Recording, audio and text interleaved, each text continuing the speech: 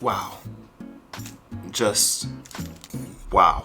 Hey guys, what's up? It's Imurgency and welcome back to my channel. Euphoria Season 2, Episode 5. Oh my god. If we thought last episode was a turning point, this was something completely worse.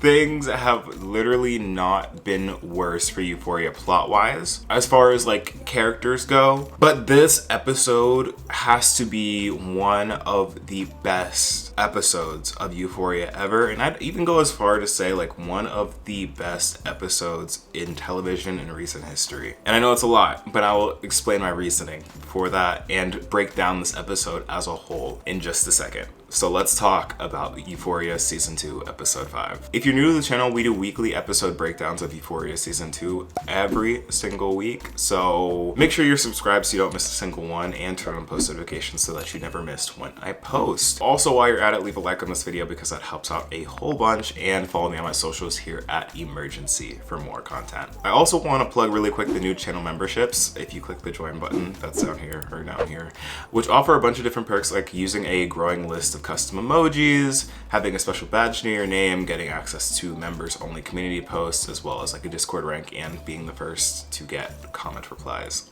down here in the comment section below. Completely optional, just an extra way to support the channel if you so feel like it. Anyways, let's talk about Euphoria Season 2, Episode 5. There's just something not right about knowing that Euphoria Season 2 is already halfway over. Like, we already got like the first half of content. This last half between episode 6 and 8 is gonna be a mess. And I'm so excited for it, but also so sad for Euphoria to be ending. But luckily, we did get word that Euphoria Season 3 is going to be a thing.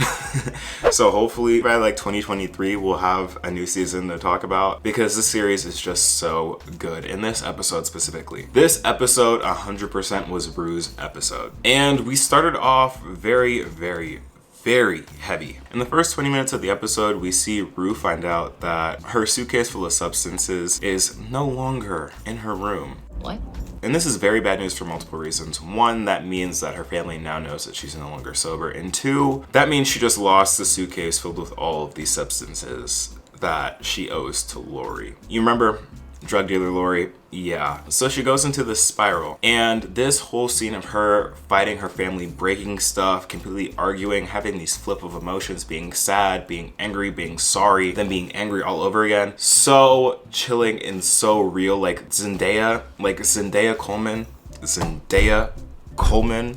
That was acting. Like, that was acting. Everyone in that scene was coming for their Emmy. Like, if I do not see multiple Emmy nominations for Euphoria Episode 5, I'm gonna think that the system's rigged, because it wasn't even, like, I feel like everyone's giving Zendaya her flowers, which she completely 100% deserves. But also the performance from Storm, who plays Gia, and Nika, who plays Rue's mom.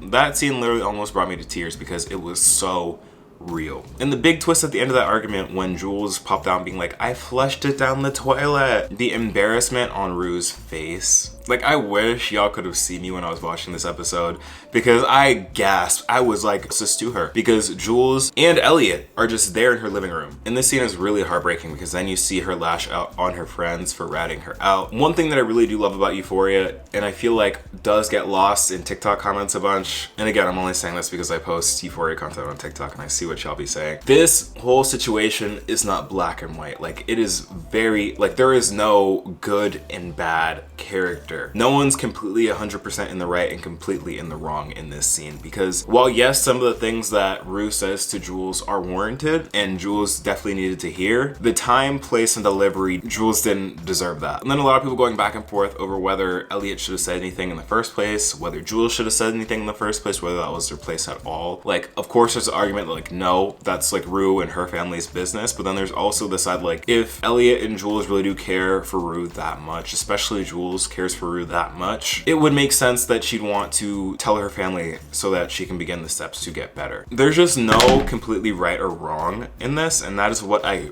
really do love about this series. Like, Rue consistently says throughout the scene that she doesn't know who she is, like she doesn't like who she is, she can't recognize herself, and you can really see that because Rue is scary. She is scary, busting down doors, breaking things, screaming. Like, it is scary for her. And I feel like for a lot of people who have experienced the effects of addiction on like their family, friends, whatever relationship, this scene really resonated and could be relatable to a lot of people. I applaud Euphoria for that. I applaud everyone involved for that. This scene was absolutely loaded, so I would love to know what your thoughts are on what you thought about different takes. Like, what did you think? What did you think about Elliot? The role of Elliot in this. I feel like Elliot's role in this conversation, the scene was very, very strange, and I feel like we might get a little bit more into it. I feel like we might dig a little bit more into it in like later episodes, but he feels a lot of guilt, and I really want to know what your thoughts are on that. But transitioning on to the next scene, we see Rue on the run. It's like not funny, I'm just thinking of all the Twitter memes that are vicious.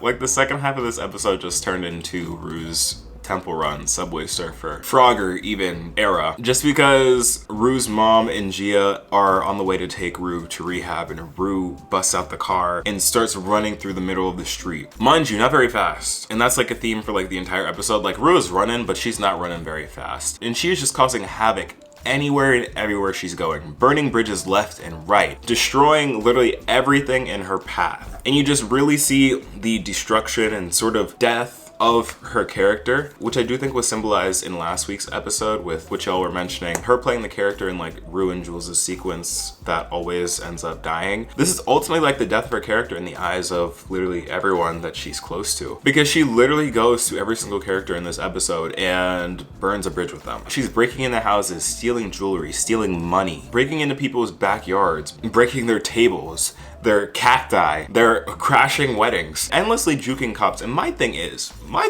right, what kind of cops they really got in this city? Because how do you consistently get outplayed by an unathletic 17-year-old who is suffering the effects of withdrawals?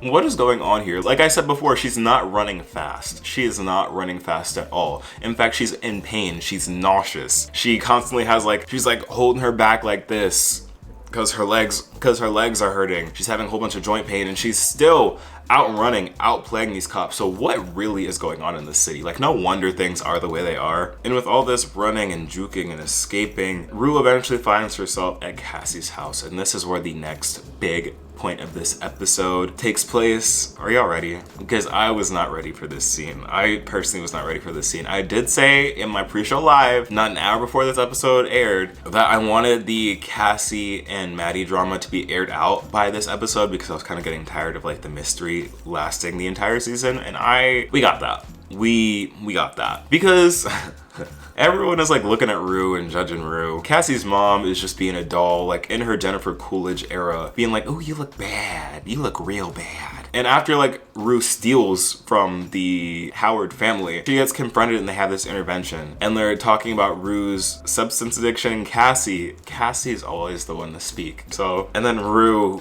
came back with a vengeance and goes, Cassie, can I ask you a question? How long have you been fucking Nate Jacobs? And the way I screamed. How long have you been fucking Nate Jacobs? Oh my God! I was, of all people that were going to expose this whole drama, I did not expect it to be Rue. I did not think it was going to be Rue. But oh my God, I cannot wait for next episode, because next episode is going to be the Cassie, Nate, and Matty episode. And by the way that the preview is looking, it's going to be juicy, and I'm scared for everyone involved. But oh my God, Matty threatens to get violent. I think that she should have gotten violent. To be honest, she deserved it. Cassie was crying. Girl, why are you crying? Like, they ran upstairs, Rue booked it out. Like, it was just so much drama, so much panic, so much happening in a short amount of time, and I was living for all of it. Rue then ends up at Fez's house and burns the bridge with Fez, and I feel like this one hurt the most because she tried to steal from Fez, specifically Fez's grandma's meds. That was the point of no return. Not even that, but then when she gets caught, she pushes Fez and disrespects him in his own home.